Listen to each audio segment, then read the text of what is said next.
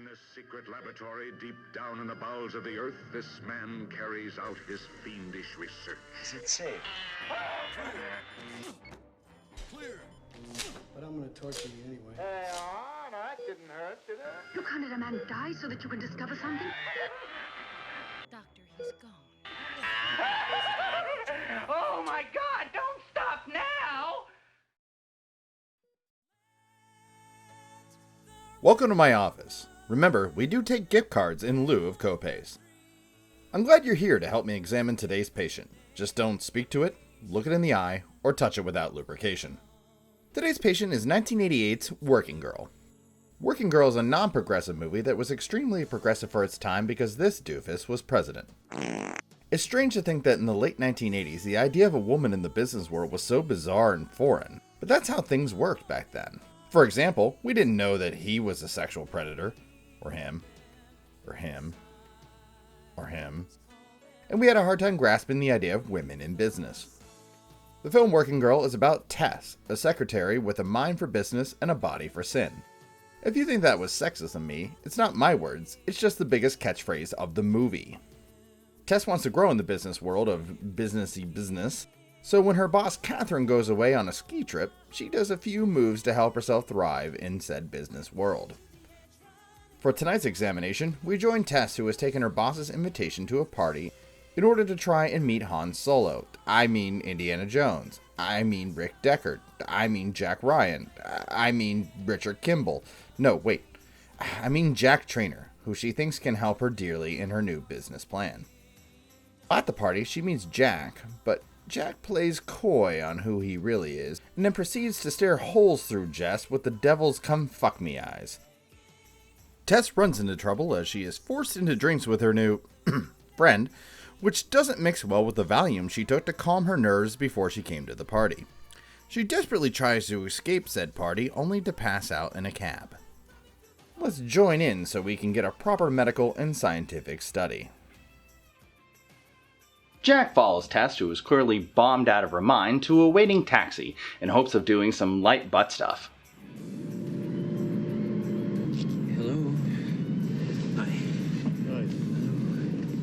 It is in this doctor's opinion that she holds her liquor like a bitch. Oh, boy, oh, boy, oh, boy, oh, boy, oh, boy. When she mumbles incoherently, he decides to take her unconscious body to his place, cause why not? By the way, the cab driver has no problem with any of this. Ain't much better in here, kid. He carries her carcass up the stairs to his place, mumbling sweet everyman things to her as if he knows there is an audience watching. Days on me.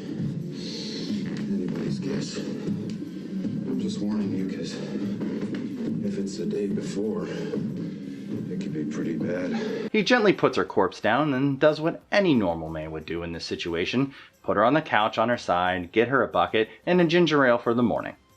I'm just kidding. He props her lifeless body up and starts having a conversation with her unconscious body. Would you like a nightcap? You sure are pretty. Oh shit, red flag, red flag. We cut to the next morning where we see Tess in bed, half naked. Next to her is Jack, also half naked. At this point, she has to assume that she spent the night being violated repeatedly by a colleague. She gets her stuff and storms out before he can stir, just in case he forgot to kill her in the middle of the night, and she doesn't want to wake him up and remind him of that. By the way, I'm pretty sure that is also the plot of Don't Wake Daddy. Is he gonna wake up? Don't wake Daddy! Is he gonna wake up? A game where you try to sneak into the kitchen without waking Daddy. For the love of God, run, bitch! Run for your life! Don't go back in! Don't give him a chance to finish the job. I've seen American Psycho. I know how this works. Quick doctor's note, by the way, the free clinic is right down the road. Well, you know, maybe he'll feel sorry for you and make it up to you doing your deal or whatever it is. Yeah, you're right. He prefers women who are awake when he rapes them, not all those pesky, passed-out broads. Happy Hunger Games! And may the odds be ever in your favor. Now, I do feel it necessary to explain that last comment. I know, and you know, that he didn't do anything in the movie. He didn't actually rape her. But the point I was making in the last comment is that she doesn't know that yet. So to her knowledge, he went to town on her while she slept, and she is the one that feels guilty over this? Welcome to Reagan's America.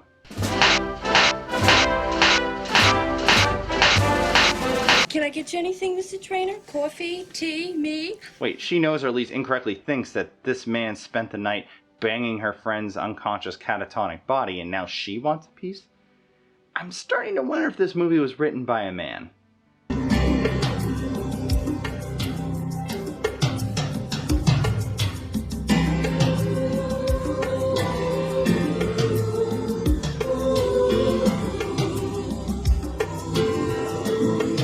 And yep. Why did you say you weren't you last night? Because I knew what would happen. All mergers and acquisitions. No lust and tequila. We joined Jack, admitting that he lied about who he was because if he had told her the truth, she might have tried to better her career. You know, the way a man might. So instead he lied to her in hopes of doing light fingering and the sticky. That just happened, okay? I want to make it clear, what did happen exactly? When Tess asked Jack what happened, he decides to take the moment to bring a little levity and try a new bit, so he can make light of her fears that she's been having for days over what liquid was in what hole. The earth moved. The angels wept. The Polaroids are in my other coat. Nothing happened. He finally admits that nothing happened. Well, no insertion anyways. He still removed all of her clothing and then put her in bed with him while he took off his clothes too, and let's face it, probably at least honked one boob. Probably the right one, because, well, that's the side of the bed he was on. I woke up in my underwear. I'll bet you look nice. Attaboy. Take an already vulnerable woman and cut her down to being just a sex object. Come to think of it, where have I seen that before? Talking about your job here. No, we're talking about sexual harassment here, and I don't have to take it. Look, I don't have all day to hang out here and discuss your sex life.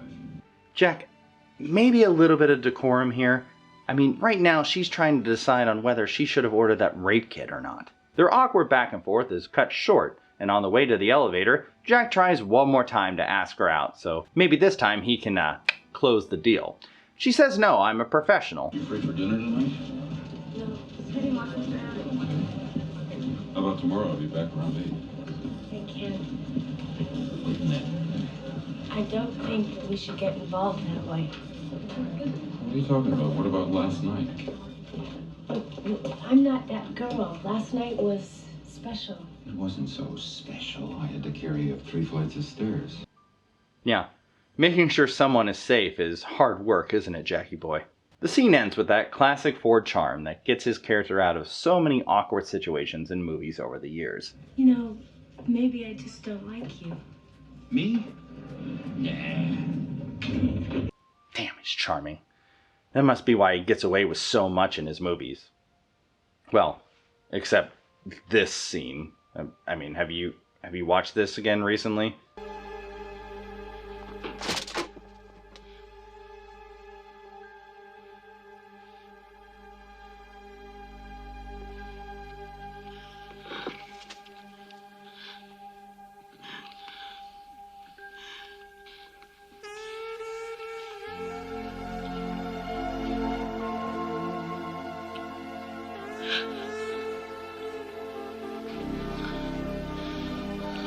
Kiss me. I can't rely on... Say, kiss me. Kiss me.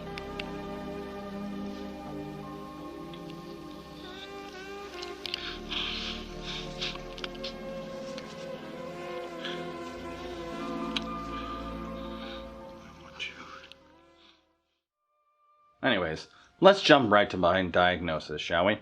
This one gets a pass from me. It may be a bit outdated and has aged terribly, but nothing extremely inappropriate happened, so this movie is far from ruined. It does weird me out, though, that in the 1980s it was acceptable to undress an unconscious woman and then sleep in the same bed as her. Well, at least in this movie it was. But in the end, he did keep his fingers to himself. But would it have killed you to pull out the futon there, Han Solo, and maybe just slept adjacent to her, and maybe just given her those blankets that are covered in God only knows what, since you are living in a bachelor pad after all? Even worse than that, the film portrays Tess as a fool. She thinks she made a mistake and essentially slut-shames herself. Only in this era of a movie directed by a dude would a woman who loses consciousness and wakes up next to someone else half naked would blame herself and not, I don't know, call the police? There are a lot of reasons Working Girl isn't all that watchable. It's vapid, it's shallow, it's meandering. It lies about being about women's lib when actually it's just a simplistic love story. But this particular scene doesn't ruin the entire movie. It does have a few redeeming qualities. It just makes you squirm.